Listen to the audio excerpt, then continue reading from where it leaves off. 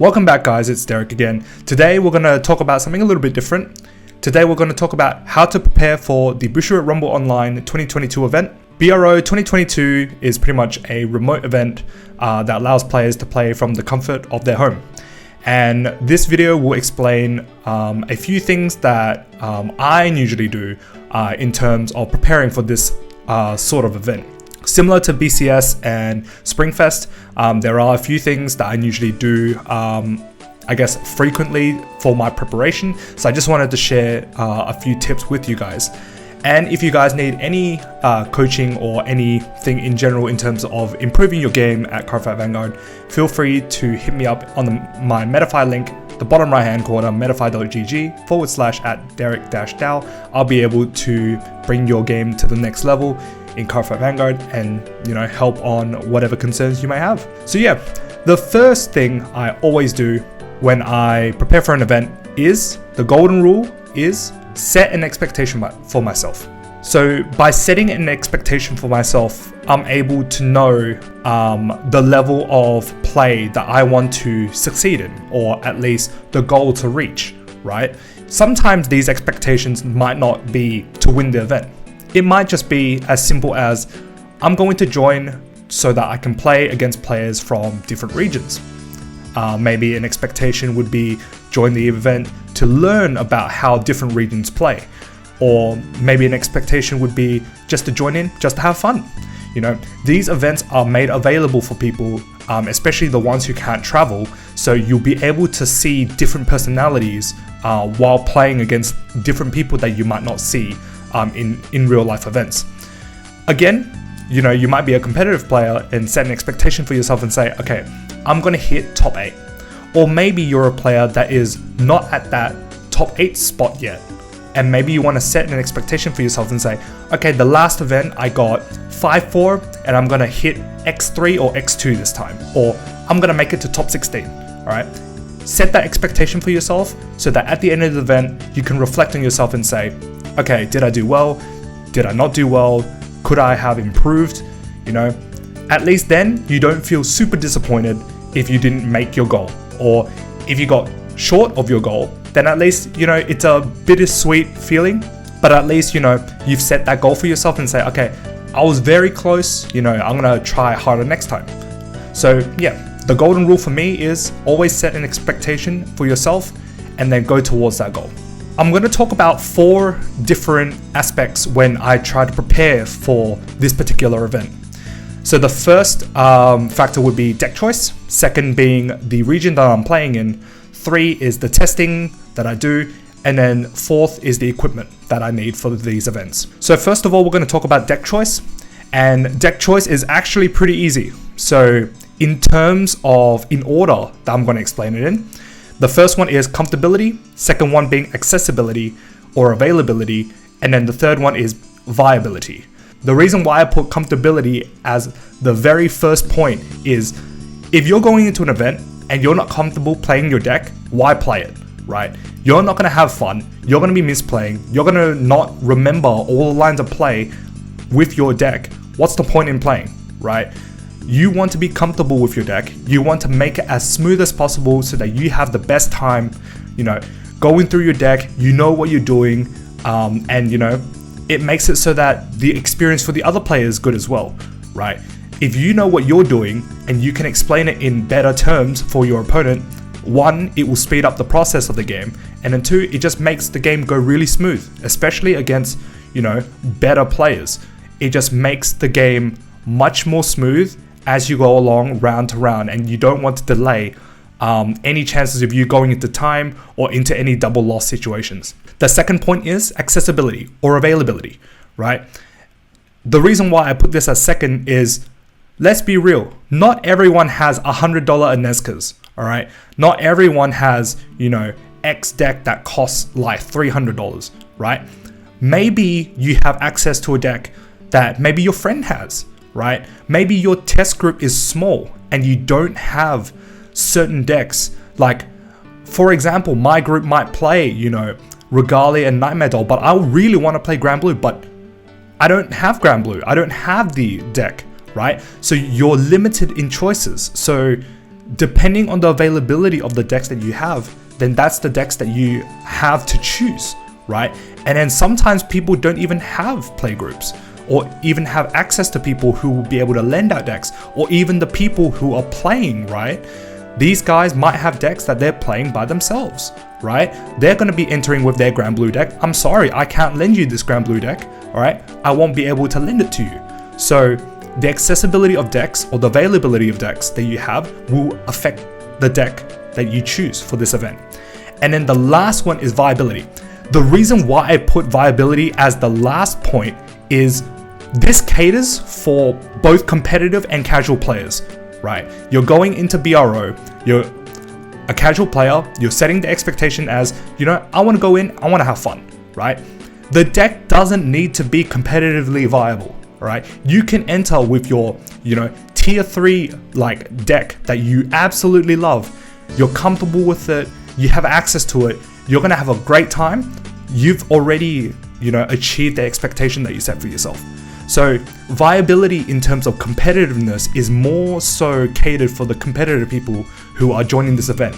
And especially those people who really want to jump that next level from being that, you know, casual, average Joe type player, right? You're trying to jump from that level to, you know, an X2 player or a player that achieves top 8, right? If you're jumping to that next level, then absolutely, viability is definitely something that you have to consider, right? Whether it's viable in the metagame at the moment, you need to know what decks, you know, are the best decks in the format at the moment.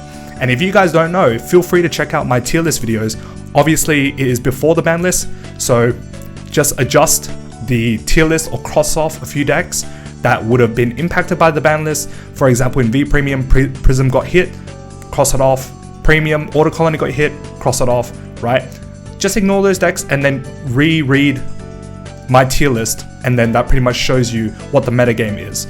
So yeah, viability is definitely the last point, because as a casual player, I might not need my deck to be viable and I just want to go in and have fun. So the second part of this 4-factor list of mine is playing in the region. So first of all, what region am I going to play, right? And ultimately, it comes down to how available you are. What time slot is available for you? I might have some plans, you know, at night. I won't be able to play at night. So you need to determine which regions suit you, right?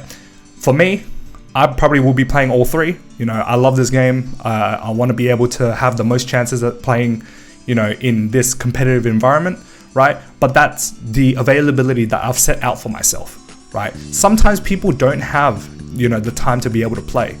So primarily you want to choose the time zone that is best for you. So if you reside in UK, you probably want to join the EU event. If you're residing somewhere in Texas, somewhere in New York, you probably want to attend the ones in NA. And then you want to also look at the region that is directly after you. So if you're in NA, then it might be suitable for you to join the Asia-Oceania region, because it's the next time zone across you. And then if you're in Asia, then it'd be EU. And then if you're in EU, then NA might be the next suitable region for you. But do bear in mind that if you are playing in Asia and you reside in North America, then that would be, I think, Friday night, if I'm not mistaken. Time availability is probably the most important thing. Otherwise, go ham. Feel free to enter whichever region you want. And to be honest, if I were you, register for all 3 regions, right? Maybe last minute, you know, some plans got cancelled and suddenly you're able to play. So then suddenly you just turn on your laptop and then you start playing in EU when you're like, oh man, 2 weeks ago I couldn't do it because I had plans on. So go in, register right now to all 3 events, even if you can't play, you know, and then even if those slots, you know, become available, then the next in line will be able to play. The third point is testing. Testing is probably one of the most important when you're going into these events. Generally, when I test using Cardfight area and then testing remote. Obviously, there are testing with my local players as well, but that kind of goes alongside CFA. Using CFA, so Cardfight area, before deciding on a deck to play is probably the best thing you can do. The reason why is that it gives you access to the full card pool for Vanguard as a whole, right? Regardless of which format you play, you have access to cards in D, cards in V Premium, and cards in Premium. And it's also easy for you to swap in and out cards of your deck. Imagine trying to swap in and out cards physically from your deck. You have to be unsleeving, 5 different cards. In CFA, it's just a matter of a click and then a click to add in. So it makes swapping cards out of your deck much easier. And then the third point would be, and it allows you to test with decks that you don't necessarily physically own. So let's just say, Joe Bloggs, your friend, has a Narukami deck, right? But you don't have it, and that guy lives an hour away. Sure, you can definitely pick it up from him, but you won't be able to test with this physically. So a tool that you'll be able to use is CFA. CFA allows you to create this Narukami deck that you can test against your friends, and then 2 days before the event, go take the hour trip to your friend's house, pick up the Narukami deck. Thank you very much. We have it for the event. And then secondly, you have to test remote. Going into BRO, remote means you're playing under webcam. So grab a few friends and test. If you guys don't have access, to peers who can test with you, there is also the Bushiroad Remote Fight Discord server that you can go in and ask if anyone's available to help. By testing remote, you can feel what it feels like to play under a webcam. It's not the same as playing in real life. So if you're playing in real life, you can interact with cards, you can, flip your opponent's damage, so on and so forth. You'll be able to see public zones much more easily, but you can't do that through a webcam. Through a webcam, you have to ask your opponent, how many cards are in your drop zone, how many triggers are out, all of these that you can't do in real life, you have to ask your opponent to do under a webcam. When you're under a webcam and under that situation or the atmosphere, it allows you to develop mannerisms that are needed for a remote fight. So, as I said before, asking your opponent, how many cards in your deck, or how many cards in your drop zone, how many triggers are out, how many cards in Soul, what cards are in Soul. So these questions start to become mannerisms that you have to develop that you might not need in real life event, because physically you'll be able to look through your opponent's soul, your opponent's damage, and your opponent's public zones, right? So these mannerisms are much needed for remote. So if you're able to test under the remote environment, then it's much more beneficial for you. And then finally, equipment.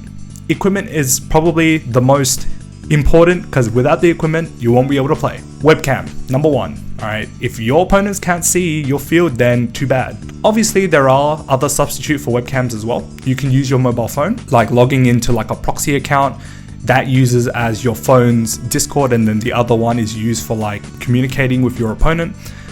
There are times where people have separate accounts to be able to do that, and it's sufficient. The second one would be a PC or a laptop, to see what your opponent's playing, what cards your opponents are playing down, what cards are available for your opponent, and that way it makes the experience much more easier.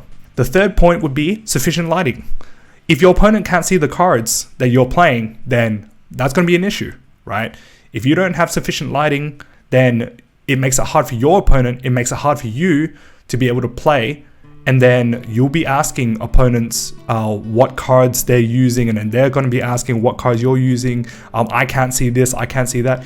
If everything is nice and clear, then cool, right? We don't have to have multiple questions that you keep throwing at different people. So as long as you have sufficient lighting, then happy days. People can see on both sides of the field. And then lastly, a speaker or a microphone or some sort of headset to be able to hear your opponent, and then preferably a microphone so that they can hear you as well. If your voice and the audio is clear, then that is the best way to be able to communicate with your opponent. And yeah, that's pretty much how I would prepare for BRO. Again, this is very generic in terms of what I'm explaining, but hopefully that would help you in deciding what deck you're going to play, what regions you're going to play, how you're going to test, and then the equipment that you need to get for BRO. See you guys in the next video. Peace.